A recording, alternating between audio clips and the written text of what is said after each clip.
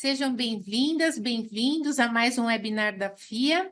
Eu sou Ana Carolina, coordenadora pedagógica do Núcleo de Gestão de Projetos, e hoje a gente vai falar de um assunto muito importante, muito interessante, que é a parte de incentivos fiscais e financeiros a projetos de inovação. Como que a gente pode impulsionar o crescimento? Então, a gente sabe que os projetos de inovação, eles são arriscados por natureza. E você conseguir recursos para executar é uma habilidade crucial. Então, o nosso convidado de hoje, o professor Leandro, ele vai abordar esse assunto. Ele vai falar sobre as principais fontes de incentivos financeiros, fiscais e de recursos humanos que estão disponíveis no ecossistema brasileiro de inovação, como a FINEP, FAPESP e outros. Então, o nosso convidado de hoje é o professor Leandro Gonçalves. Ele é sócio da Quantum For Soluções de Inovação. Ele também é um profissional da inovação com mais de 14 anos de experiência na área, atuando em diversos setores da economia, e ele lida com incentivos fiscais e financeiros, mais de 10, né, professor? Sim, Mestre em administração pela USP, MBA em gestão estratégica e economia de negócios pela FGV e professor dos cursos de MBA e pós-graduação da FIA. Então, professor Leandro, seja bem-vindo.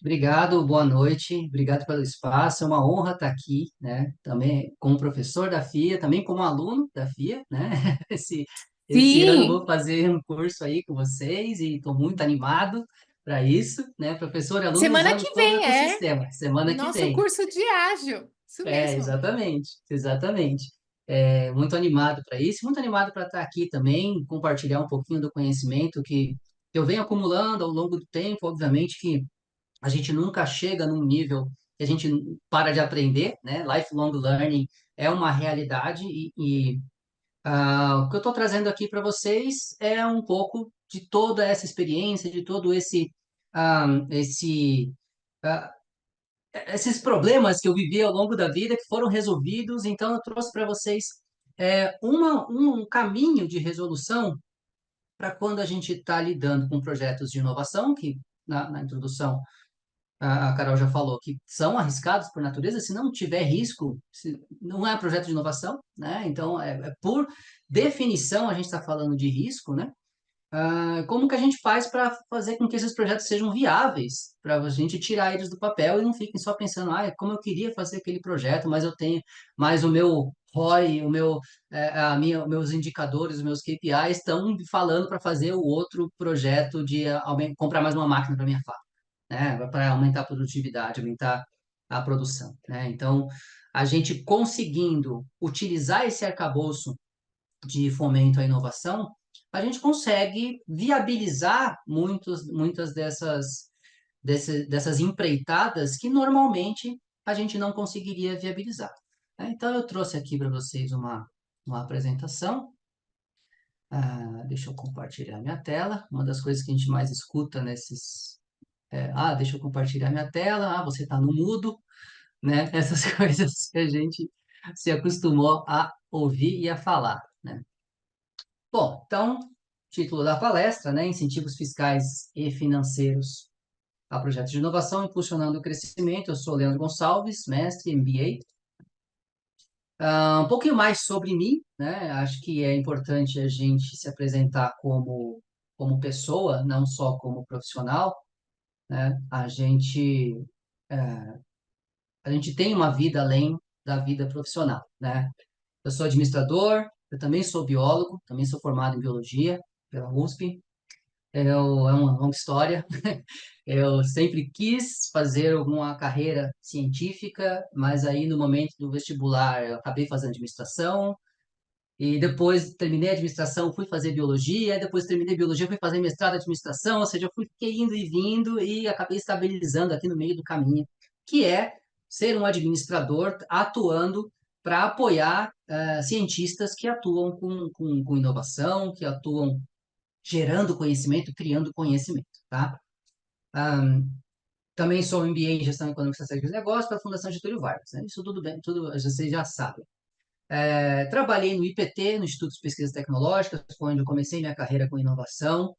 Trabalhei na Oxiteno, Indústria e Comércio, entre 2013 e 2019.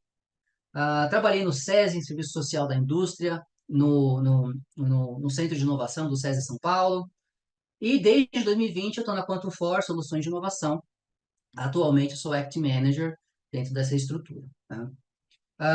Eu sou padeiro e pizzaiolo amador, adoro fazer pizzas e pães com fermento natural, gosto de pesquisar sobre isso, gosto de comer boas pizzas e nada melhor que comer uma boa pizza do que comer uma boa pizza que você fez e sabe exatamente o que tem ali dentro, né? Sou baterista, tenho uma banda que chama Pepper Nuts. Nós estamos em um momento de poucos shows, mas a gente toca bastante ainda, porque a gente tem que ter nossa saúde mental em dia, né? E faz parte ter esse tipo de atividade. Sou casada há 14 anos, essa é minha esposa, que está aqui na foto. Essa é minha filha, Maria Luísa, ela tem 4 anos, vai fazer 5 agora em julho. E eu tenho esses dois cachorrinhos aí, o Bilbo e o Spock. O Bilbo é mais para cá e o Spock é o mais para lá. O Spock é o pretinho, o Bilbo é o branquinho, né? E eles me acompanham aqui ao longo do meu dia de trabalho, aquecendo meu pé aqui debaixo da minha mesa, né?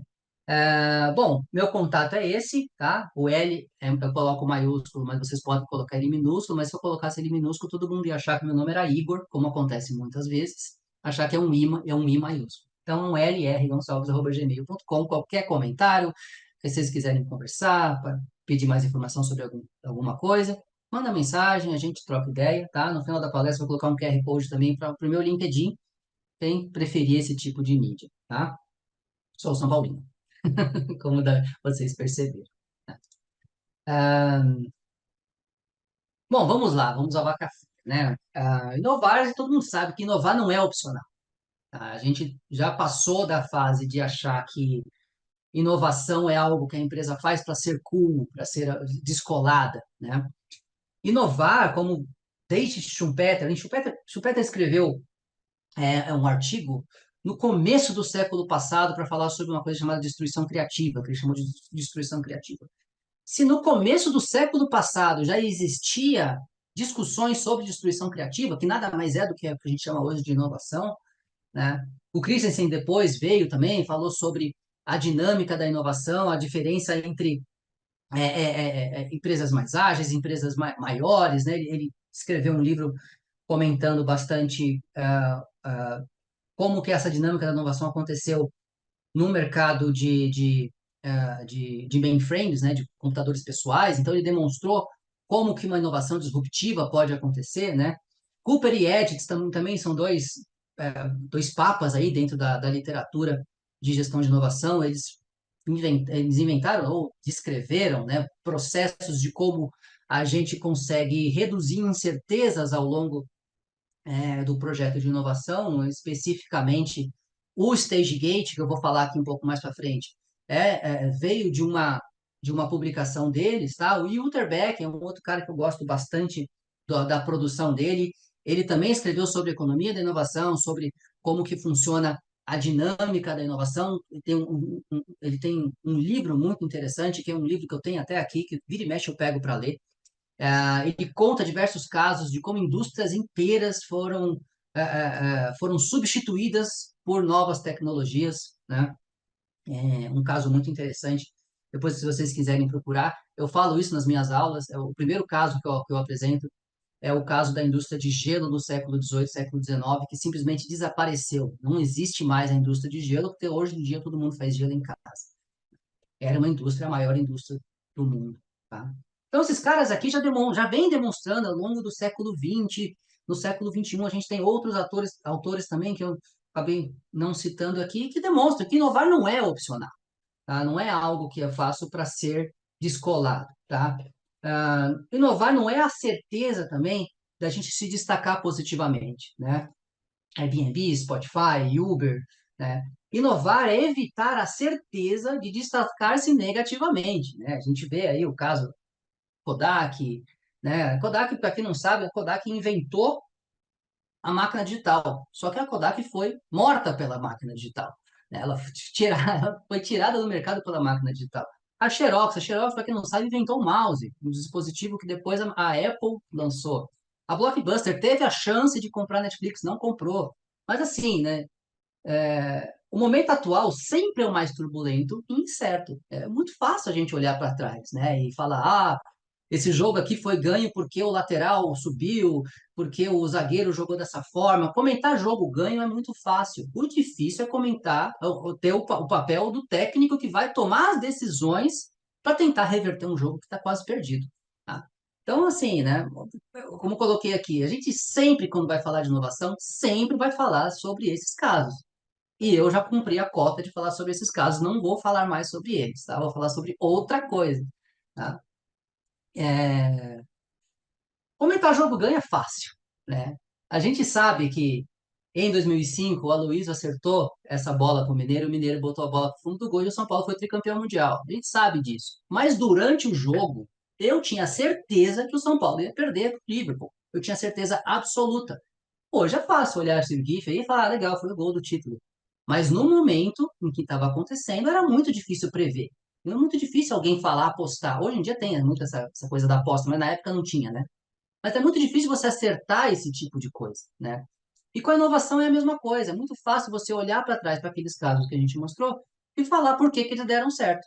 Mas enquanto a gente está acontecendo, a gestão, né? A gestão da inovação. A gestão da inovação é a habilidade que as pessoas têm, ou então a, o, a função de tomar decisões para ampliar o sucesso técnico geral da sua carteira de projetos, né? Então, assim, quando a gente está falando dos extremos, a gente está falando de Uber, Airbnb, Blockbuster, eles são extremos, tá? Eles são casos que se destacam por serem extremos, né?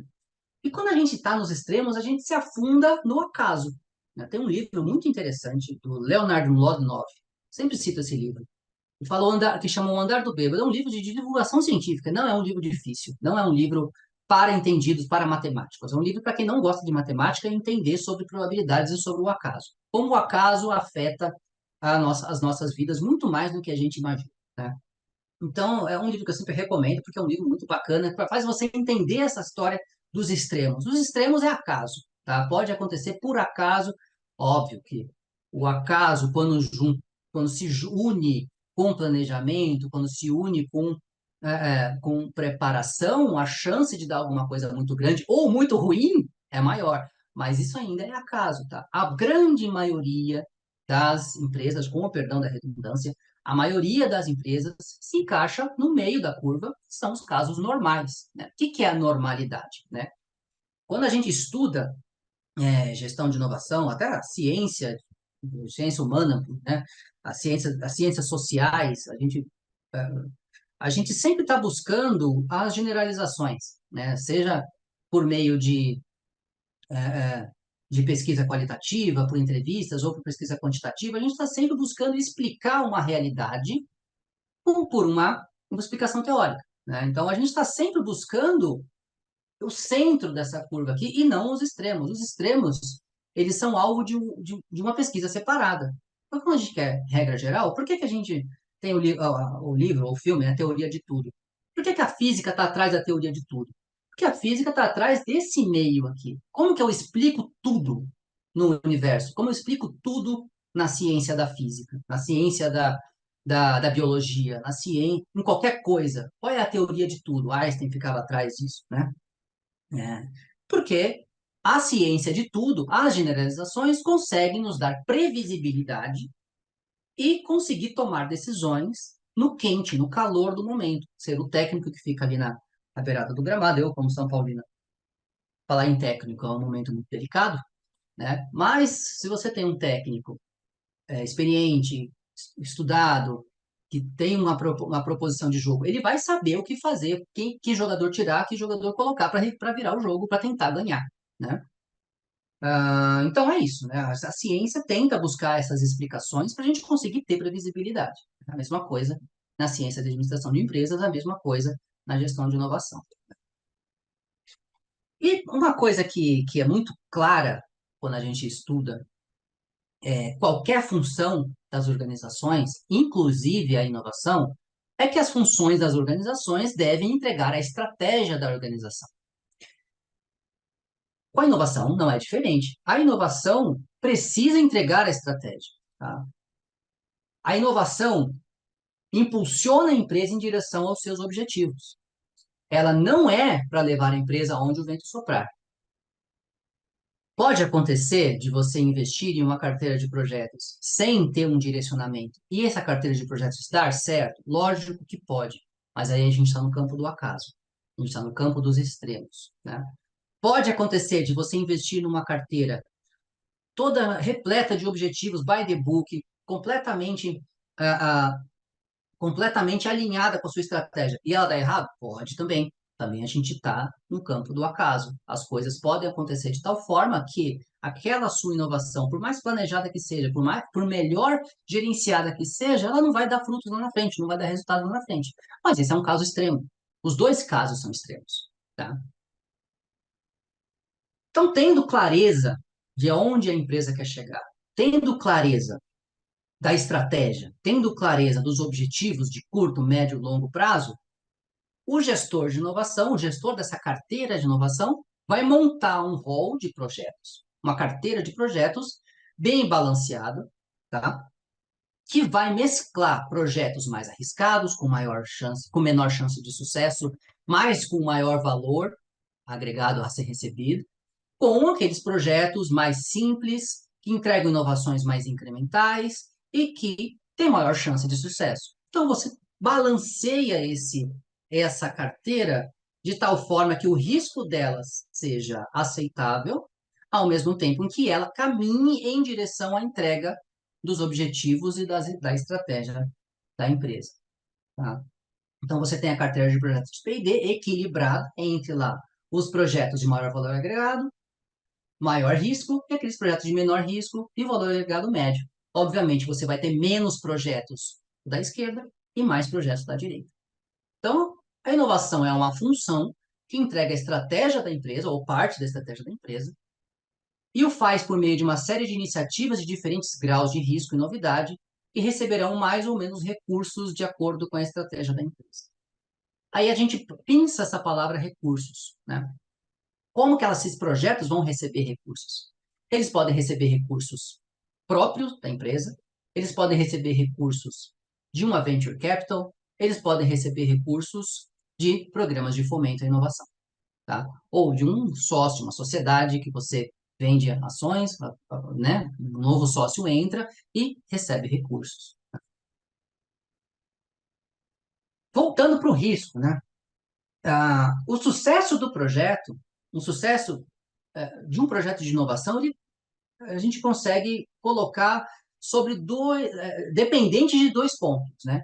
O sucesso comercial, que aí a gente está falando de risco de mercado, estratégias de marketing, que a gente não vai falar sobre isso, tá? E o sucesso técnico do projeto. Pensa, se o projeto não tiver sucesso técnico, a chance dele ter sucesso comercial é zero. Um gestor de P&D, principalmente, né? Aquele que gerencia os projetos de pesquisa e desenvolvimento, ele está preocupado em garantir o sucesso técnico. E o sucesso técnico tem a ver com riscos tecnológicos, com a estratégia tecnológica da empresa. Tá? Esses riscos tecnológicos, a presença ou a ausência deles é o que define se um projeto é de inovação ou um projeto de engenharia. Tá? Aqui a gente já está falando do conceito de inovação para a OCDE, por exemplo, no Manual de Frascati, no Manual de Oslo.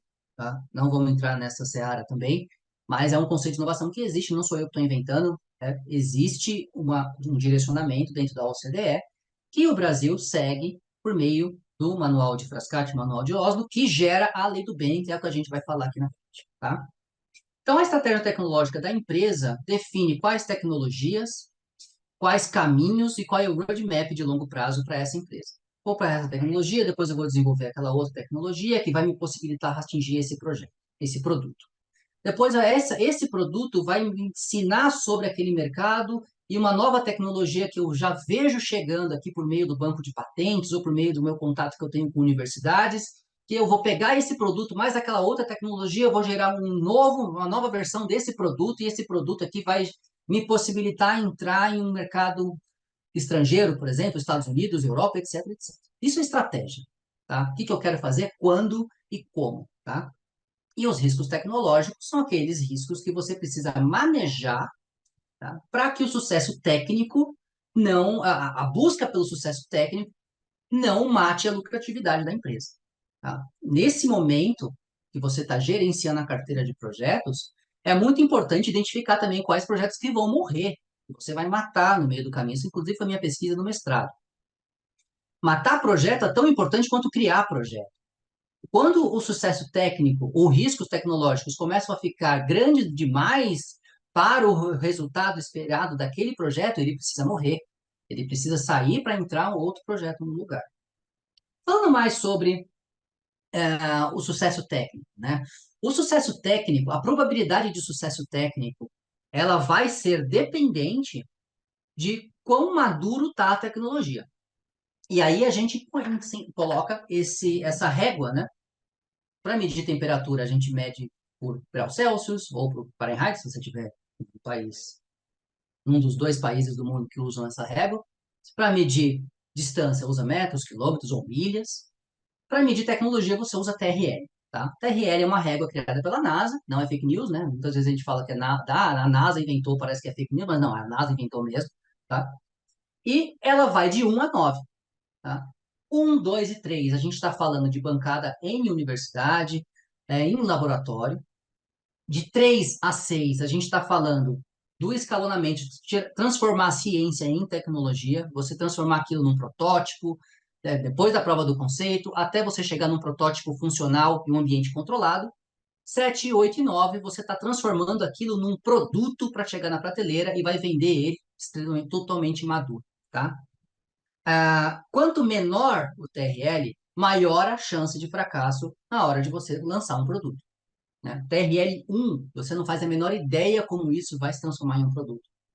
No outro extremo, TRL9, você não tem dúvida que aquilo é um produto. Aquilo já está na prateleira, com embalagem, com manual de instruções, está vendendo, tá? Ali, quando a gente está falando de TRL1, 2 e 3, a gente está falando do ambiente acadêmico. Prova de conceito, tá? Bóson de Higgs, a gente está falando de interações entre moléculas, a gente está falando de provas de conceito sobre ah, ah, fenômenos da natureza. Você está entendendo um fenômeno da natureza. No TRL 4, 5 e 6, a gente está pegando esse fenômeno da natureza, transformando em um protótipo que lá na frente vai se transformar num produto, tá?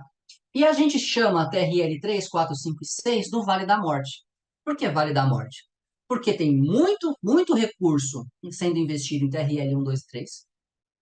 E tem muito recurso sendo investido em TRL 7, 8 e 9. Por quê? Porque 7, 8 e 9 você consegue fazer você consegue fazer VPL, você consegue fazer ROI, você consegue pegar recurso no banco barato, você consegue fazer um monte de coisa de previsão que faz com 7, 8 e 9 seja mais simples de você conseguir recurso. 1, 2 e 3 você está na universidade. A universidade, não estou dizendo que a universidade consegue recurso fácil, tá, gente? Mas é muito mais fácil de você fazer uma pesquisa TRL 1, 2 e 3 do que pegar esse conhecimento que está lá na universidade e transformar isso em TRL 6. Tem muito pouco recurso em TRL 3 a TRL 6. E aqui que entra a maioria dos recursos públicos para inovação. Tá? Ainda falando sobre redução de incertezas ao longo do projeto, uma das estratégias é o Stage Gate, lá do Cooper e Edit, tá? Esse aqui veio de um livro só do Cooper, tá? Stage Gate, Idea to Launch System. E ele, basicamente, separa o processo, o projeto de pesquisa e desenvolvimento em diversas etapas, cada uma dessas etapas focada em resolver um pedaço da incerteza. Quanto mais para frente você está indo, menos incerteza. Quanto mais para trás você está indo, mais incerteza. E o projeto só passa de uma etapa para outra se ela passar num portão. Esse portão tem alguns critérios para ele poder abrir. Tá? Que nem no Doom, né? Você tem que pegar a chavinha lá para abrir a porta para conseguir passar para outra fase. Tá? Citado aqui o Stage Gate, tá? a gente, a gente vai para como que a gente organiza isso, né? A gente sabendo sobre TRL, a gente sabendo como que gerencia um projeto de inovação, obviamente, sabendo. Se vocês quiserem saber efetivamente, tem que fazer um curso, né? Tem que fazer o meu curso, tem que ir atrás da informação, né? Tem que aprofundar em como que são essas metodologias, mas basicamente você ir reduzindo incerteza ao longo do tempo. Aqui, como que a gente organiza um portfólio, né? Uma coisa é você organizar um projeto, outra coisa é você organizar N projetos, né? Esse artigo aqui é um artigo muito interessante, Creating Project Plans to Focus Product Development, tá? Saiu na HBR em 2003, fácil de encontrar na internet. Ele conta um caso de como uma empresa conseguiu organizar o seu portfólio para que a gente para que fizesse uma gestão de portfólio mais focada, com menos projetos, só que projetos mais bem estruturados dentro dessa estrutura aqui. Estruturados dentro dessa estrutura, com o perdão da, da redundância mais uma vez, tá? Mas só explicando por alto essa figura, né? Aqui você tem aqueles projetos que são mais pesquisa básica, pesquisa aplicada, tá? Que eles ainda não estão gerando produtos. Aqui, então, projetos de pesquisa e desenvolvimento avançado. Então, você está entendendo fenômenos ainda. Aqui, você tem uma régua de mudança no produto de menos aqui na direita para mais aqui na esquerda. E aqui você tem mudança de processo produtivo, de menos embaixo para mais em cima. Então, se você tem um novo processo completamente novo, um novo produto completamente novo, você tem projetos de breakthrough, você tem projetos de ruptura. Então, você vai colocar aqui uma quantidade de projetos de ruptura. Você tem aqui uma área para projetos de plataforma, que na verdade estão usando processos de próxima geração ou produtos de próxima geração, né, dentro dessa, dessa área, tá? E projetos derivativos, que são adições à família de produtos existente ou derivativos e melhorias em produtos existentes. Aqui é a mesma coisa, mudanças incrementais e upgrade em um único departamento no processo produtivo daquele produto, tá? Então, você tem aqui uma forma de organizar o portfólio de projetos de acordo com o seu risco e com o seu resultado, tá? E o que que é isso aqui embaixo, professor? Esse embaixo aqui é a mesma coisa, só que são os projetos que você faz em aliança. Você pega uma universidade, você pega outra indústria, você pega um instituto de pesquisa e solicita que ele faça o P&D, o Breakthrough, a plataforma ou os derivativos para você, tá? Então, você separa entre projetos e graus de inovação diferentes e você separa entre aqueles projetos que você vai fazer dentro de casa e os projetos que você vai fazer fora de casa por meio de alianças. É a velha decisão fazer ou comprar, make or buy, tá? É uma matriz com uma decisão make or buy, né? A gente vê que na administração a gente gosta muito de fazer matrizes e gosta muito de fazer decisão make or buy. E a gente não faz diferente aqui, tá?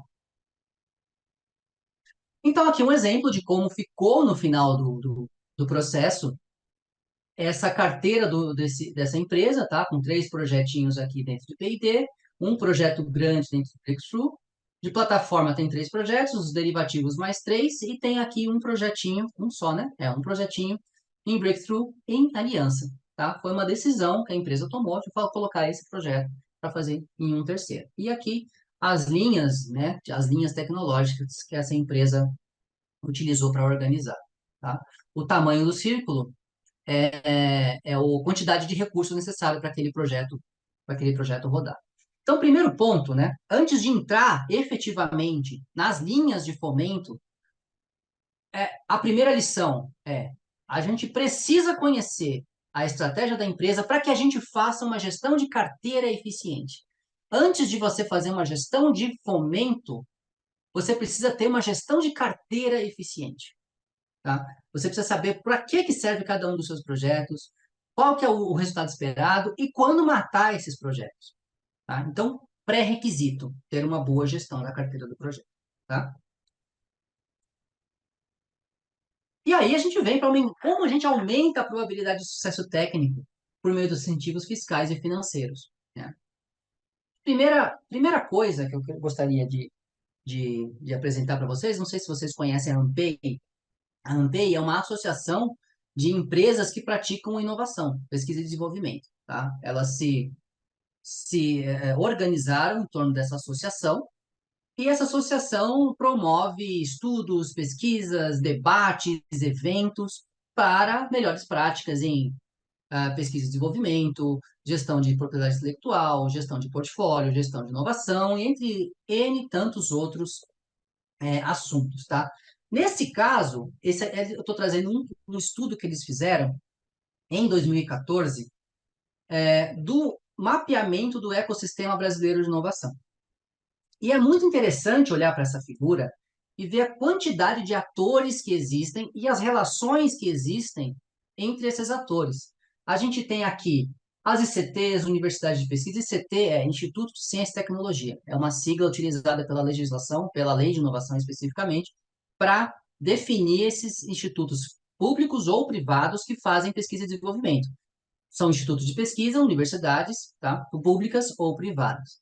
Então, a gente tem aqui CTs privadas, CTs públicas, institutos de pesquisa, a gente tem aqui incubadoras, parques tecnológicos, os NITs, os núcleos de inovação tecnológica das universidades, consultorias, o Sistema S, Senai, SESI, Sebrae, tá? A gente tem aqui os investidores públicos, privados, as empresas grandes, médias, startups, governo por meio de educação, fornecendo mão de obra qualificada, cérebros para esse ecossistema, o governo federal, estadual, municipal, trazendo infraestrutura também de pesquisa, e os órgãos de fomento aparecem aqui, né, também a regulação, né, a regulamentação, aqui os órgãos de fomento, FINEP, BNDES, Embrapi, FAPES, tá, as FAPESPs, a Vida, a FAPERJ, tá?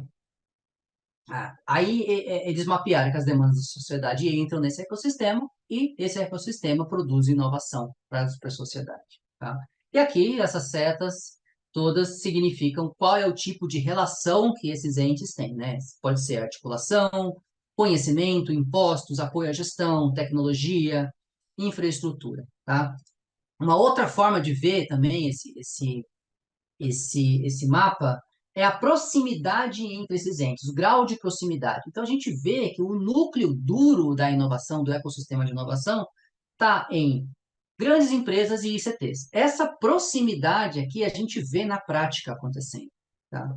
E o que, que isso significa? Significa que lá naquela figura dos projetos em aliança, está acontecendo aqui bastante entre as grandes empresas e as ICTs. Isso significa que só grande empresa pode fazer aliança? Absolutamente não. Pequena empresa, média empresa também pode fazer aliança com as ICTs. E a gente vai ver na Embrapi que não existe limite mínimo de projeto. Então, qualquer projeto para empresas industriais ou de desenvolvimento de software pode ser elegível para esse tipo de projeto em aliança e receber recursos para serem executados. Tá? E aqui a gente traz uma figura ampla, né, e não exaustiva. O que que significa não exaustivo? Eu não coloquei tudo aqui, não tem tudo aqui, mas tem bastante coisa, tá? Que mostra mais ou menos como que funciona o funding para inovação no Brasil. Então, a gente tem aqui, nos amarelinhos, os incentivos tributários, tá? Então, a gente tem Lei do Bem, capacitação para TI, ICMS, Lei da Informática, ISS, IPTU, importação de equipamentos, oportunidades tributárias. A gente tem aqui o IEL e o CNPq, e agora também entrou com a FAPESC e com o IPT, fazendo o Inova Talentos.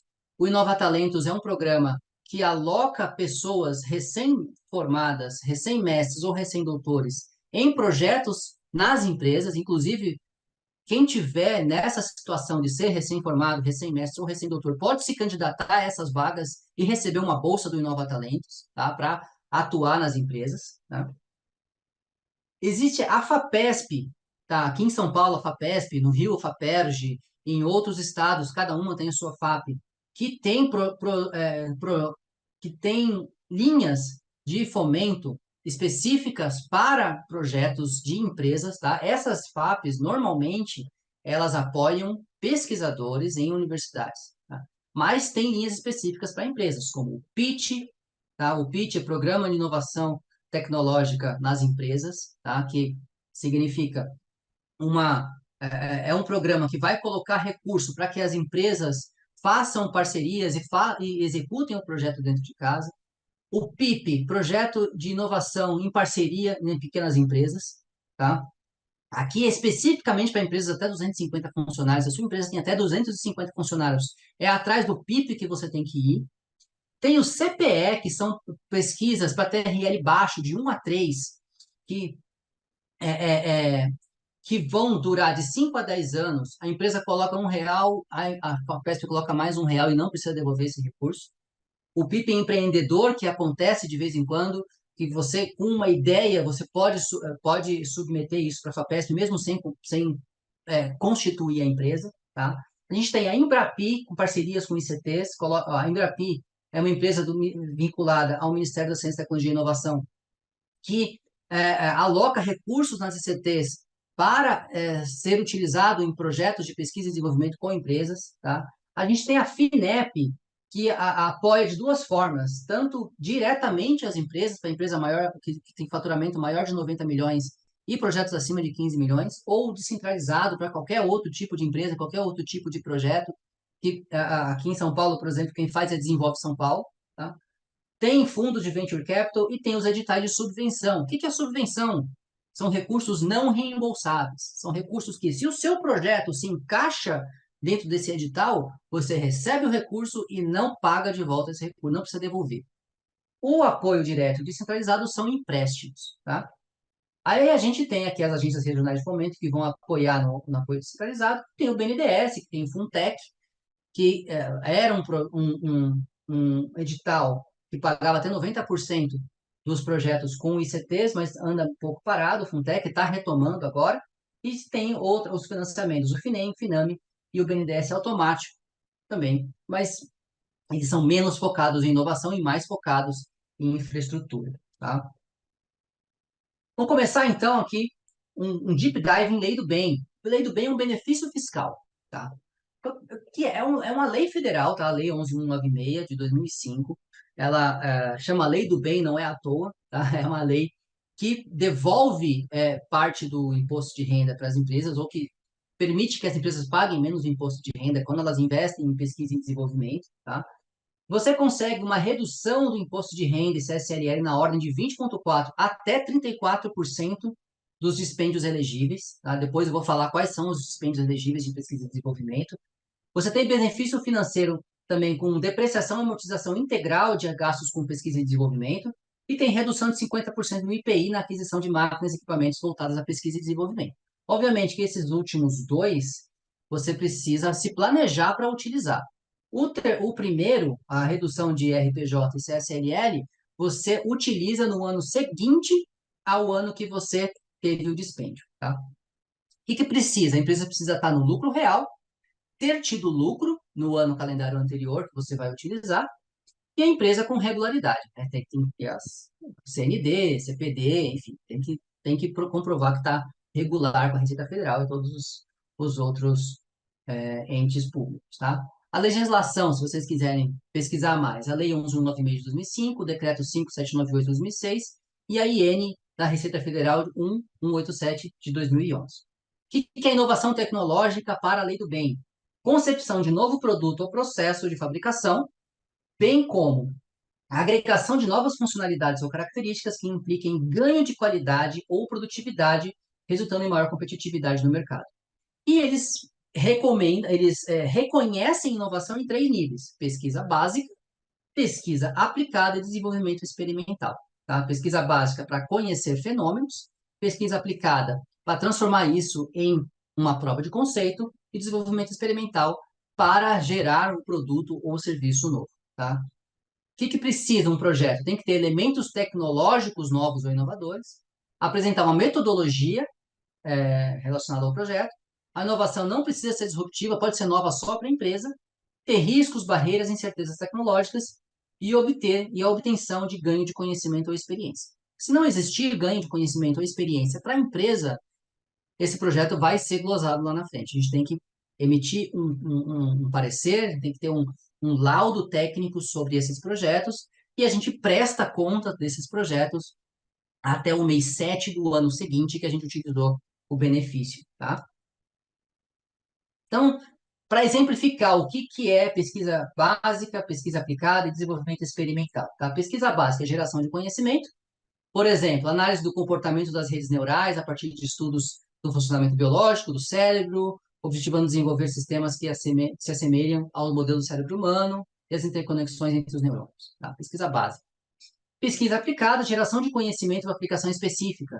Desenvolvimento de algoritmo a partir de compreensão do comportamento das redes neurais, baseado em conhecimento obtido com estudos nas redes neurais naturais, para fins de processamento das informações obtidas, objetivando reconhecer padrões pré-estabelecidos, aproximando a análise de um sistema autônomo para análise e compreensão dos dados. E o desenvolvimento experimental, a gente já está falando do desenvolvimento de um chatbot, ou desenvolvimento do chat GPT, ou desenvolvimento de uma IA que faça uma imagem, ou agora que está tendo IAs que fazem música, né? Isso é assustador, um computador fazendo bossa nova, negócio absurdo, né? Como a tecnologia avançou nesses últimos meses, tá? Então, se você tem um projeto que se encaixa em uma dessas três categorias, tem lucro real e tem lucro especificamente, você consegue utilizar o benefício da lei do bem, tá? Quais são os dispêndios elegíveis, né? São recursos humanos, tá? Salário, encargos, terceiros, tá? Serviços de apoio, consultorias, capacitação técnica, treinamentos, material de consumo, tá? Viagens, despesas relacionadas a colaboradores que têm envolvimento técnico, viajado para participar de um evento, para fazer um teste em algum outro lugar, tá? Basicamente, a lei do bem é isso. Teve esses dispêndios, tem um projeto de inovação, você pode utilizar a lei do bem para deduzir do seu imposto de renda, tá? Só um exemplo de cálculo aqui, né? Com e sem a lei do bem. Com lucro contábil de 100 milhões, né? Sem o benefício, você teria um gasto com P&D de 20 milhões nessa premissa. Lucro após o P&D seria 80 milhões. Com a lei do bem, você conseguiria fazer uma exclusão de 18 milhões aqui, com esses 20 milhões, tá? A exclusão temporária aqui de 15 milhões, que seria as máquinas e equipamentos para P&D, que você comprou e teve já a depreciação e a amortização acelerada no primeiro ano. Então, você tem uma queda de lucro de 80 para 47, então você passa em vez de pagar 27 milhões em imposto de renda, você paga 15 milhões em imposto de renda, tá? Então, é um benefício, é um dinheiro em cima da mesa, é o benefício mais democrático que tem no Brasil. Qualquer empresa que esteja no lucro real, tenha lucro e faça pesquisa e desenvolvimento, pode utilizar, tá? Segundo instrumento que eu vou trazer para vocês, a Embrapi. A Embrapi, ela não lembra a Embrapa por acaso, tá? Ela é a Embrapa da indústria, ela nasceu para ser a Embrapa da indústria, tá? A Empresa Brasileira de Pesquisa e Inovação Industrial. Ela foi baseada muito no modelo do Fraunhofer da Alemanha, e aqui ela credencia laboratórios para participar desse programa Embrapi. Então, por exemplo, o IPT é um laboratório credenciado, o CPQD, tá? O INDT, o César, tá? E essas ICTs que estão credenciadas têm um dinheiro da Embrapi já numa conta separada, e quando a empresa chega com uma proposta de projeto, a própria ICT aprova. Então, a gente tem uma velocidade muito grande de fechamento de contrato, tá? De negociação dessas pesquisas com as ICTs, utilizando o recurso Embrapi. Normalmente, historicamente, a empresa paga 50% do custo total do projeto quando utiliza Embrapi. Então, é um desconto de 50%. Tá? A gente fica vendo Black Friday, tem Black Friday o ano inteiro na Embrapi. O ano inteiro você consegue utilizar esses recursos para pagar metade do projeto que você tem. Tá? Projetos de P&D, deixando bem claro, tá? Não é um projeto de engenharia. Alguns exemplos, né, de ICTs que são vinculadas, né, em biotecnologia, o IPT, o Instituto Senai de Biomassa, CNPEM, Embrapa, IBNP. Materiais e Química, a gente tem o Tecnogreen, tem o Instituto Federal do Espírito Santo, o INT no Rio de Janeiro, o Instituto Senai em Eletroquímica, a própria Poli na USP, em Mecânica e Manufatura tem Senai Cimatec, tem Instituto Federal de Santa Catarina, Universidade Federal de Uberlândia, o IFE da Paraíba, o ITA no Centro de Competência em Manufatura. Em TI e Computação, a gente tem o SEI, o CPQD, CERT, Tecnográfico, o César. Em Tecnologias Aplicadas, tem o LAMEF, a COP da UFRJ, o Instituto Federal da Bahia, o Instituto Federal Goiano e o ZETA lá da UFLA. Tá? Só alguns exemplos aqui de 87, tá? A gente entrando no site, a gente vê que são 87 ICTs que são habilitadas para utilizar esse recurso e é só a empresa entrar em contato e, e combinar o jogo com a ICT, tá? Terceiro instrumento, FINEP. FINEP empréstimo, tá? Vamos começar aqui pelo descentralizado, tá? Essas são as taxas que o descentralizado pratica, tá? O que significa isso? Tá? A FINEP empresta dinheiro a juros subsidiados para projetos de inovação, para empresas que têm projetos de inovação. Então, você tem um projeto, um programa estratégico de inovação, que tem lá suas metas, tem seu orçamento, tem os seus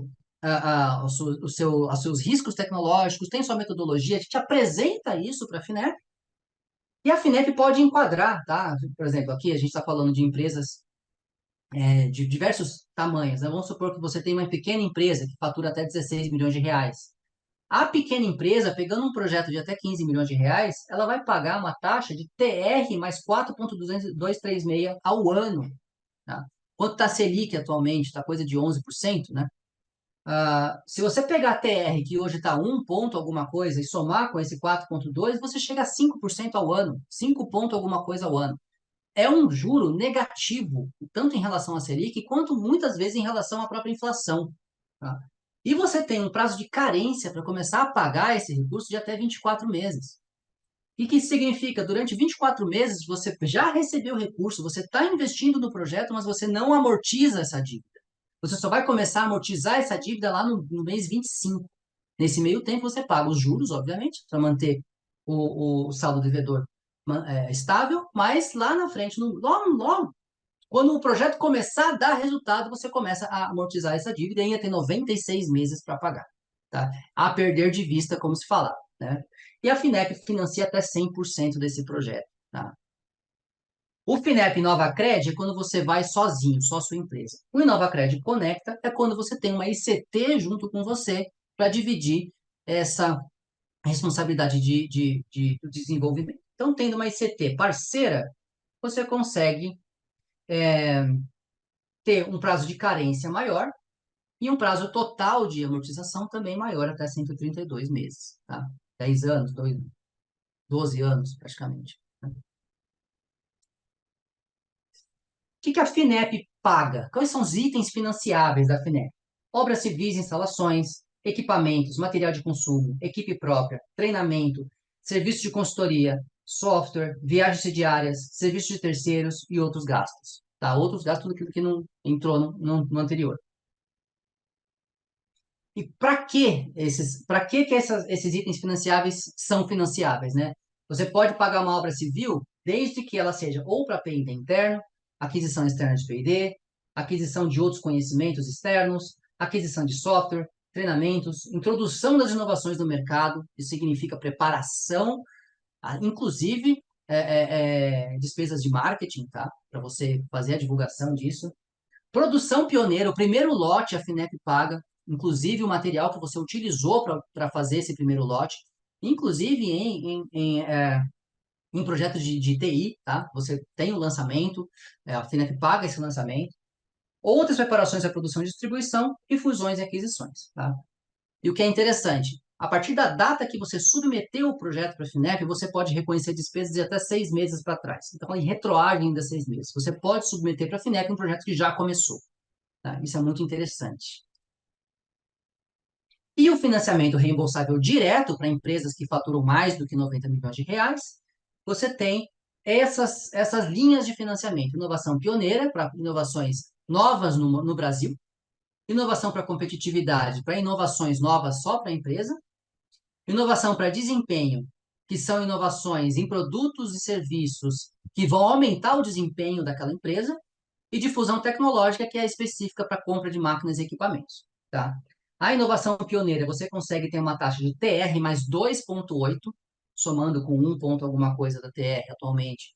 Você tem uma taxa de menos de 5%, 4 ponto alguma coisa, ao ano, é muito barato. Tá? E, na pior das hipóteses, de difusão tecnológica, TR mais 4,3, e aí se assemelha às taxas lá do descentralizado. Tá? prazo de carência até 48 meses e prazo para pagar até 192 meses, a partir de 120 meses até 192 meses, tá? Aqui nessa linha, a Finep paga até 95% do seu projeto. Então, 5% são de contrapartida, tá? Então, mesma coisa. Você cadastra a empresa na Finep, a empresa vai receber uma moderação desse cadastro, está durando de 2 a 3 meses até você ter um limite de crédito preliminar, que nem no banco. Você chega no banco e fala, até quanto a minha renda permite eu financiar a minha casa própria, um apartamento, né? Eles vão te dar um limite de crédito e você, com base nesse limite de crédito, você elabora o seu plano estratégico de inovação, submete esse programa para a Finep vai fazer a moderação e análise desses programas e projetos, quiçá vai aprovar, né? Você vai passar pelo processo de contratação e aqui você precisa ter as garantias, né? Pode ser seguro-fiança, fiança bancária, bens móveis, bens imóveis, tem todo um rol de garantias que você pode utilizar para apresentar para a Finep, seja no centralizado ou no descentralizado, e depois, durante a duração do projeto, você tem a liberação do capital e a prestação de contas lá na frente. Isso é um tema muito importante. A prestação de contas é bastante estrita. E isso é uma boa notícia, porque a gente está falando de dinheiro público. E é muito bom para a sociedade que o dinheiro público seja tratado com respeito. As empresas que pegam esse dinheiro público, elas precisam falar no que gastou, quando gastou, quanto gastou, se vai mudar alguma coisa lá na frente, tá? E tudo isso é feito de uma maneira muito próxima com a Finep. A Finep tem um portal do cliente que você submete lá todas as alterações que você quer fazer, né? A Finep conversa com você por meio desse portal ao longo do projeto e você submete as prestações de contas dentro desse portal também, tá? Tendo algum tipo de dúvida, a Finep vai entrar em contato, vai visitar a empresa, vai ter um relacionamento. Finep é que nem banco, é que nem dentista para a gente, que nem veterinário. Você tem que ter um relacionamento de longo prazo, né? Para a Finep confiar na empresa, a empresa confiar na Finep e cada vez mais essa parceria dar frutos tanto para a empresa quanto para a própria sociedade, entregando inovações para a sociedade, tá? E a gente teve recentemente, né, esse programa Nova Indústria Brasil, que despejou 300 bilhões de reais em recursos até 2026. E esses bilhões, 271 bi, foi para crédito. Tá? Então, tudo isso que a gente falou até agora está sendo irrigado até 2026 por esses 271 bilhões de reais, tanto na Finep quanto no BNDES. Tá? 21 bilhões estão indo para recursos não reembolsáveis, para editais. Se vocês entrarem agora no site da Finep e clicar lá nos editais abertos, vocês vão ver uma série de editais que vão financiar, que vão pagar projetos de 3 a 30 milhões de reais sem você precisar devolver esse recurso depois. Claro, é uma competição, né? Quem chegar primeiro e tiver o melhor projeto vai pegar o recurso, porque o recurso é finito, tá? Mas é um recurso nobre que você pode utilizar sem precisar depois devolver esse recurso. E as missões para esse período de 24 a 33, a gente tem cadeias agroindustriais, forte complexo econômico industrial na saúde, infraestrutura, saneamento, moradia e mobilidade sustentável, transformação digital da indústria, bioeconomia e descarbonização e tecnologias de interesse para a soberania e defesa nacionais. Então, se o seu projeto tem a ver com um desses, é interessante entrar lá na Finep e ver quais editais estão abertos. Hoje, parte dos editais abertos são esses, todos eles de subvenção. Tá? Então, a gente tem soluções de IA para o poder público, tecnologias digitais, Global Stars com a rede Eureka, com a Europa. Tá? Então, é um programa que vai fornecer recursos para cooperação internacional com empresas na Europa, com ICTs na Europa também.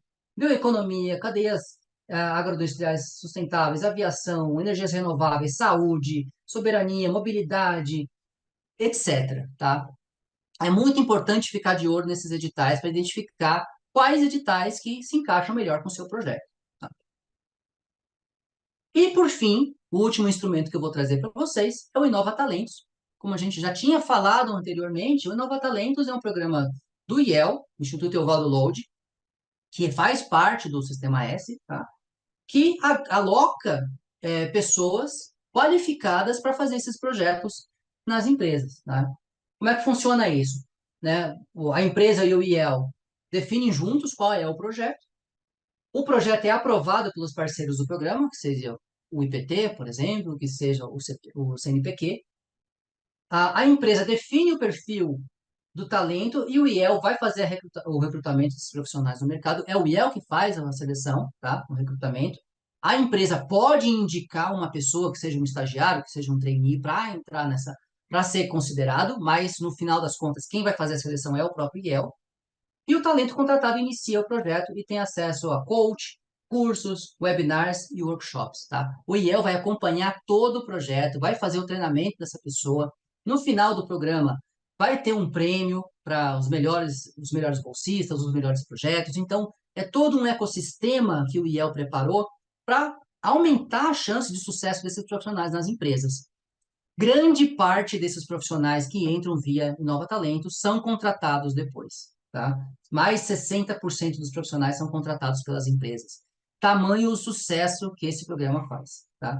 Mais de 60 empresas já foram atendidas, mais de 2.000 profissionais inseridos nas corporações e gente muito grande costuma utilizar, tá? Eu, quando trabalhei na Oxiteno, eu tive algumas experiências de Inova Talentos, tá? Muito interessante mesmo, tá? Como é que funciona, né? Você pode escolher CNPq, IPT, ou se você estiver em Santa Catarina, a FAPESC, para ser o host desse programa, né? Você tem a duração da bolsa pelo IPT no mínimo 6 meses, prorrogável até 24 meses, pelo CNPq de 12 a 24 meses. No CNPq você não paga para análise do projeto, por IPT você paga, tá? O investimento sempre tanto pelo CNPq quanto pelo IPT, você paga antes a bolsa, o valor total da bolsa o CNPq ou o IPT vai fazendo a remuneração desses profissionais que estão alocados, tá, dos bolsistas. O prazo médio de início do projeto, você pode ter uma pessoa trabalhando com você a partir de 60 dias, 2 meses já tem esse projeto rodando, tá? O máximo aí vai chegar a 90 dias. O prazo para avaliação do projeto no IPT, por exemplo, são apenas 10 dias, né? E a taxa administrativa no CNPq é R$ 1.000, o IPT é 1.350 mais 5% do valor do projeto, tá? Então, para você ter um doutor, exemplo, trabalhando na sua empresa, ele vai receber, ou ela vai receber, R$ 6.500 por mês de bolsa do IEL, tá? E a empresa vai pagar R$ 8.193, sem vínculo empregatício. Ah, o vínculo da empresa, da pessoa é com a empresa, aliás, não é com a empresa, é com o IEL, tá? Ou no caso aqui com o IPT ou com o CNPq. E o IPT e o CNPq que vai fazer o pagamento dessa pessoa, tá? Então aqui não tem encargos, não tem tudo aquilo que tem num CLT, tá? Pelo CNPq, esse doutor vai receber 5 mil. Então você tem desde um graduado que vai receber R$ 2.500, vai custar para a empresa 3.800, tá? Ou aqui, um técnico no IPT que vai receber R$ 1.500 e a empresa vai pagar 2.943, né? Até um doutor, tá bom? E esse valor inclui remuneração, seguro de vida, prestação do serviço do IEL e as taxas administrativas, tá? É um programa bastante vantajoso para você conseguir mão de obra de uma maneira muito rápida, qualificada, que depois pode fazer parte do seu quadro de colaboradores fixo. Então, como que a gente trabalha, né? Como que a gente costuma trabalhar com isso? A gente costuma chamar todos essas linhas de fomento que a gente acabou de falar de pecinhas de um Lego, né? É o Lego da inovação. Como que a gente monta a melhor torrezinha de Lego para cada tipo de projeto? Então, a gente trouxe aqui um exemplo, né, de um total, considerando 6 projetos, num total de 7,41 milhões de reais nesse portfólio, né? Via Embrapi, eles conseguiu 3,84, né? A empresa colocou 3,57, recuperou R$ 728 mil via Lei do Bem e financiou esses mesmos 3,57 via FINEP, tá? Isso significa que ela desembolsou 2,84 milhões e teve um portfólio de 7,41. Ou seja, ela fez cada real dela valer 2,60. Ela conseguiu amplificar o seu investimento sem colocar a mão no bolso, só de utilizar esse ecossistema de inovação que a gente acabou de falar aqui. E mais essa, né? Esses 2,84 aqui foram financiados pela FINEP e vai ter 16 anos em alguns casos, para pagar esse recurso. Então, você consegue alavancar o seu portfólio de inovação, consegue, consegue tornar viável projetos que, em condições normais, com empréstimos em bancos comerciais a 12, 13%, seriam inviáveis, aqui eles passam a ser viáveis. Tá? Você passa a ter um portfólio de inovação. Então, a gente recomenda, né, fazer um mapeamento dos projetos que você tem por BU, por tecnologia, e dar um selo de inovação para esses projetos. Tá? Aquele projeto que se encaixa na FINEP, selo FINEP. Aquele projeto que se encaixa na Lei do Bem, selo Lei do Bem. Aquele projeto que se encaixa em Embrapi, selinho Embrapi. Eles são cumulativos, não são mutuamente excludentes, tá? E a partir disso você consegue montar um portfólio mais robusto, com maior chance de sucesso, porque se você tem um projeto, ou dois ou três projetos no seu portfólio, a chance de fracasso é muito grande. Se você tem 30, 40 projetos, essa chance de fracasso vai se diluir dentro dessa mistura, desse portfólio que você tem, e aqueles projetos que têm menos risco vão pagar pelo risco daqueles projetos que têm mais risco, mas tem também uma chance de trazer um benefício muito maior para a empresa. Tá? Trazendo o último slide, um resumo de tudo aquilo que a gente fez. Temos a Lei do Bem, um abatimento de 20% a 34% dos dispêndios. Embrapi, recurso não reembolsável para 50% a 60% do projeto. FINEP, tanto reembolsável quanto não reembolsável. No reembolsável, com taxas subsidiadas para 70% a 100% do projeto. E os não reembolsáveis para projetos em áreas específicas divulgados em editais. E Nova Talentos, pessoal qualificado, alocado no projeto da empresa, a custo de bolsa por 6 a 24 meses. Tá? Cada um deles tem os seus prazos, né? A dedução acontece no momento, no caso da Lei do Bem, no momento do pagamento do imposto. Embrapi, 2 a 3 meses para receber o recurso. FINEP, normalmente de 4 a 8 meses, depende da linha do financiamento e do edital. E Nova Talentos, 60 a 90 dias para início desse projeto. Lei do Bem, projeto de desenvolvimento de um novo produto, processo ou serviço, ou melhoria do já existente. Embrapi, projeto de inovação tecnológica, com TRL entre 3 e 6, tá? Lembra do TRL lá atrás. FINEP tem um escopo variável de acordo com o programa. E Nova Talentos, desenvolvimento de novos produtos, processos ou serviços com esse recurso qualificado, tá? Era isso que eu tinha para trazer para vocês. Aqui a gente traz onde que se encaixa dentro do TRL cada um dos instrumentos, tá? Você vê que a maioria deles está aqui entre 3 e 6, só a FINEP reembolsável que vai até 9. E aqui, como eu prometi, tem os nossos QR Codes, o QR Code para o site da Quantum, tá? Uma grande parte desse material é material desenvolvido pela Quantum, pela expertise, pela experiência que a gente tem, pelo todos os projetos que a gente já fez dentro desses instrumentos, tá? Aqui o meu LinkedIn, se conectem comigo, tá, gente? Vamos conversar, vamos trocar mais ideia, vamos se aprofundar nos temas que foram mais interessantes para vocês. E essa palestra, ela deu meio que origem, ou ela foi originada também de um texto que eu publiquei no Médio, tá? Falando sobre gestão de inovação como um todo, fala de fomento, fala de propriedade intelectual, fala de gestão de portfólio. Então, é interessante, se você tem interesse em gestão de inovação, é um texto que eu recomendo, claro, né? Um texto que eu fiz, então sou suspeito para falar. Mas é um texto que eu achei bem legal, bastante introdutório, eu recomendo para os meus alunos também que leiam esse texto, que tem um apanhado geral da gestão de inovação. Tá bom? Muito obrigado pelo tempo de vocês. Agora eu estou ansioso para escutar os comentários e as perguntas. Tem várias perguntas aqui, professor. O Eduardo Gomes, ele pergunta: há possibilidade de firmar convênios ou acordos com esses órgãos para apoio a outros órgãos públicos? Órgãos públicos no sentido de uma secretaria. Eu de acho que sim. estado ou de Sim. prefeitura. Existem editais específicos dentro da FINEP que são focados em órgãos públicos, tá? Normalmente, esses instrumentos são para empresas lucrativas, são para empresas com fins lucrativos, especialmente FINEP, especialmente Embrapi. E Lei do Bem, obviamente, porque ela é uma dedução do lucro, né? A empresa não tem lucro, acaba não tendo, tá?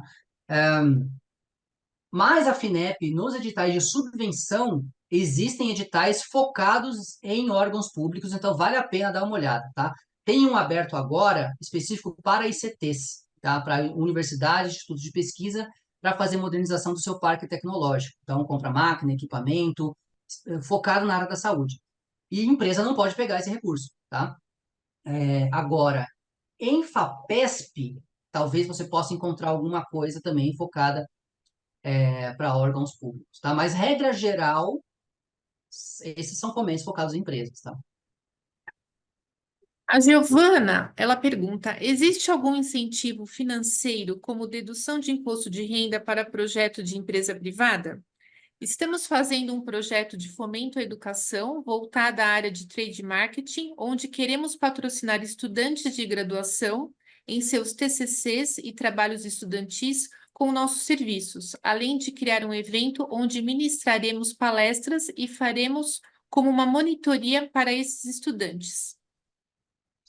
Olha, como, né, repetindo a última resposta, né? Esses fomentos, eles são para a empresa privada, tá? Regra geral. E esse projeto, obviamente que eu teria que entender um pouco mais do projeto, né? Ah, quando a gente fala de FINEP, né? É um projeto que se encaixaria mais em um financiamento ou subvenção do que em Embrapi, por exemplo, porque a gente não está falando de desenvolvimento de uma tecnologia, né? A gente está falando de um novo processo de apoio a esses alunos, oferecendo esses serviços, não sei exatamente quais serviços são, mas provavelmente envolve um novo processo, um novo serviço, né? Sendo um novo serviço, dá sim para falar com a FINEP. Não sei o tamanho da empresa, mas vale a pena, se estiver em São Paulo, falar com a Desenvolve São Paulo, levar essa ideia de projeto para eles, identificar algum ponto que a gente poderia classificar como inovação, tá? É muito importante ter inovação e ter riscos tecnológicos, desafios tecnológicos. Senão a gente não está falando de fomento à inovação, a gente está falando de fomento a outra coisa, fomento à educação, fomento a projetos com impacto social, mas não fomento à inovação. Esses programas que eu trouxe aqui são exclusivos para fomento à inovação, que tenham desafio técnico, tenham elemento inovador.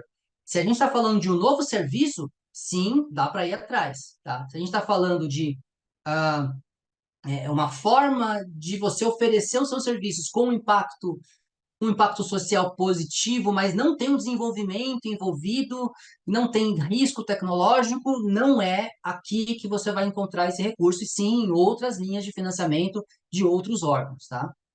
O Ciro, ele coloca: suponha um projeto Pipe One da FAPESP, o qual contém previsão para um bolsista nível doutorado. Dentro Uhum. do ecossistema, de onde poderia vir este profissional? Este profissional poderia vir do Inova Talentos? Boa pergunta, Boa excelente pergunta. pergunta. O PIP, ele prevê você colocar um bolsista, tá? Mas aí a gente precisa separar, tá? Uma coisa da outra. Porque se você vai pegar um PIP, a FAPESP vai pagar a bolsa para você ter esse recurso. A FAPESP, não é a empresa, tá? A FAPESP tem recurso para pagar essa bolsa. Então, a FAPESP vai te auxiliar a encontrar esse bolsista, vai colocar esse bolsista lá dentro de uma das linhas que a FAPESP tem, as linhas normais de prateleira da FAPESP, e vai alocar esse bolsista dentro do projeto. O Inova Talentos, quem paga a bolsa é a empresa. A empresa paga um recurso para o IEL e o IEL pega esse recurso e dá parte para o bolsista, tá?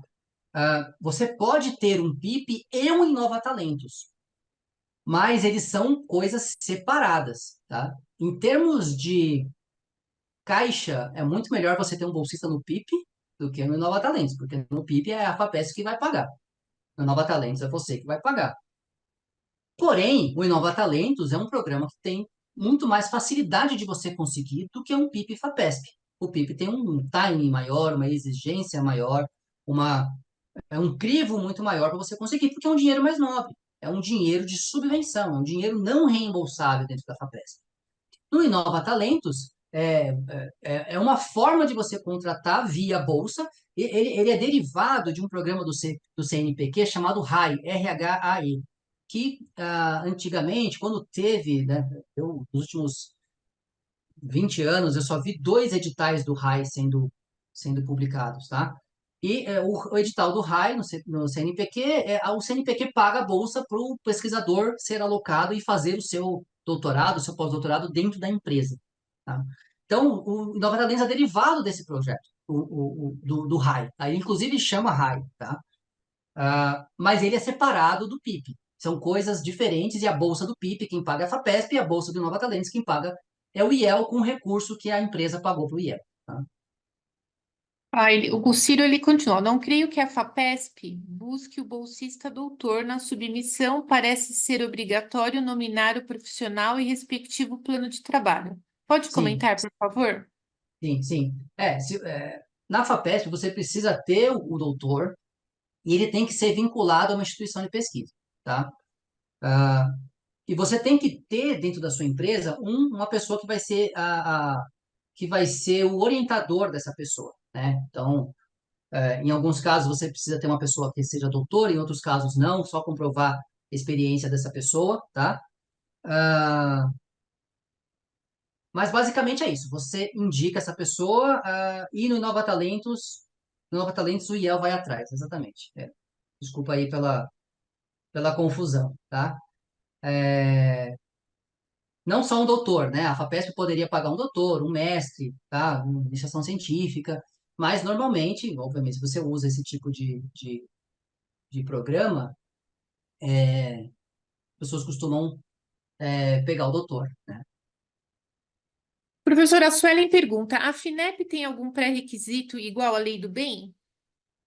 A FINEP, ela tem alguns pré-requisitos dependendo do edital barra linha de fomento que você pretende pegar, tá? Se você vai para o não reembolsável, para os editais de fomento, cada edital vai ter um pré-requisito. Mas, normalmente, o pré-requisito que um edital tem é o patrimônio líquido da empresa não pode ser negativo, tá? Ah, a empresa precisa ter sido constituída no ano anterior, pelo menos no ano anterior, em 31 de 12 do ano anterior, a empresa tem que existir e estar funcionando, estar funcional, tá? E nesses editais atuais, é obrigatório ter a parceria com uma ICT. Então, se você, por exemplo, quer submeter para o edital de tecnologias digitais, você vai atrás do IPT, do INT, do Instituto Dourado, para ser seu parceiro, e junto vocês vão colocar esse projeto para o edital, tá? Edital, você tem que ler o edital e ver quais são, mas via de regra são esses pré-requisitos que eu coloquei, tá? Ah, se a gente for para o reembolsável, o apoio direto à inovação, você precisa ser uma empresa que faturou no ano anterior mais de 90 milhões de reais, e você precisa se submeter a uma análise de crédito, e essa análise de crédito tem que te possibilitar ter um projeto de pelo menos 15 milhões de reais.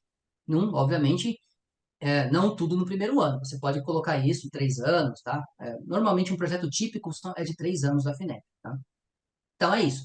Projetos acima de 15 milhões de reais, empresa com faturamento acima de 90 milhões de reais, tá? O que a gente tem percebido, muitas empresas tentam o direto e acabam tendo uma análise de crédito que direciona elas para o indireto, tá? Por exemplo, aqui em São Paulo, via Desenvolve São Paulo, tá? O InovaCred. O InovaCred, empresas de qualquer porte podem pleitear, desde empresas sem faturamento até empresas com faturamento acima de 300 milhões de reais. E os projetos têm que ser, no máximo, até 15 milhões de reais. E a exemplo dos editais de subvenção, o PL não pode estar negativo. Se o PL estiver negativo, a empresa é barrada imediatamente na etapa de cadastro, tá? Então, patrimônio líquido positivo e, para o direto, acima de 90 milhões de reais de faturamento e projetos acima de 15 milhões de reais. No descentralizado, projetos abaixo de 15 milhões de reais. Uau, bastante detalhes, hein? É. Já pensou? Já vai pedir, já está barrado, aí nem adianta, né, Com professor? PL negativo, né? A gente teve caso, assim, de empresa que a gente foi apoiar, a gente fez um projeto lindo, só que na hora de olhar o balanço, o PL estava negativo, a gente foi barrado logo no começo. São coisas, vicissitudes, né? São coisas que a gente acaba passando, aprende e leva essa experiência adiante, né? Aprendi na dor. Para quem É, quiser conhecer, eu vou aproveitar aqui, professor, compartilhar, e a gente já encerra a palestra. Deixa eu compartilhar aqui o nosso conteúdo.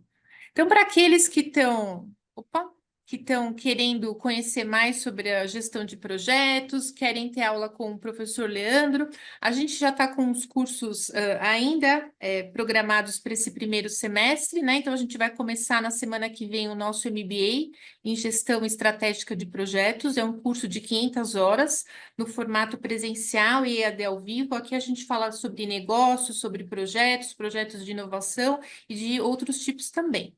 Tem o curso de fundamentos para aqueles que estão buscando conhecer mais sobre a parte estratégica da gestão de projetos, aquela que o professor Leandro falou inicialmente, conhecer o portfólio de projetos que a sua empresa tem. Esse é o curso ideal, é um curso de 44 horas.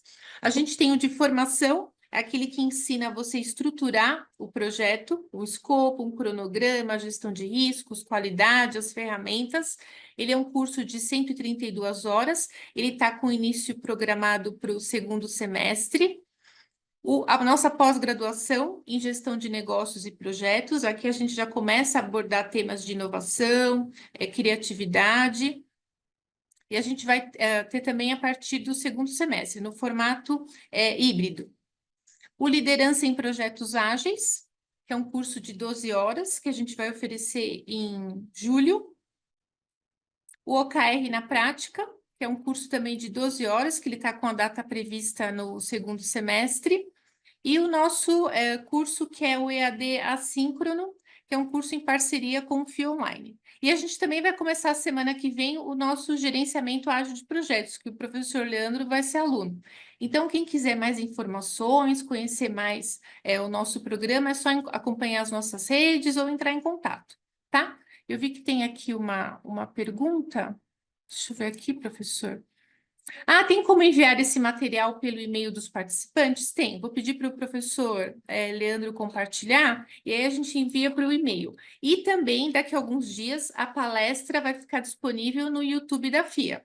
Então, se vocês quiserem assistir novamente com a explicação do professor Leandro, vocês podem acessar o YouTube da FIA Business School. E já podem anotar a data para o nosso próximo webinar, que vai falar sobre liderança e comunicação para a prevenção de crises em projetos. Vai ser no dia 7/5, tá? Muito obrigada, professor Leandro, pela aula. Foi uma aula mesmo, Gabriel. Parabéns, professor Leandro e a FIA. Foi uma aula mesmo. Fiquei muito interessada. Não conhecia todos esses detalhes e aprendi bastante. Muito obrigada a vocês que ficaram até aqui acompanhando o evento e a gente se vê no próximo. Muito obrigada. Tchau, professor. obrigado, gente. Tchau, tchau. Sucesso. Obrigada.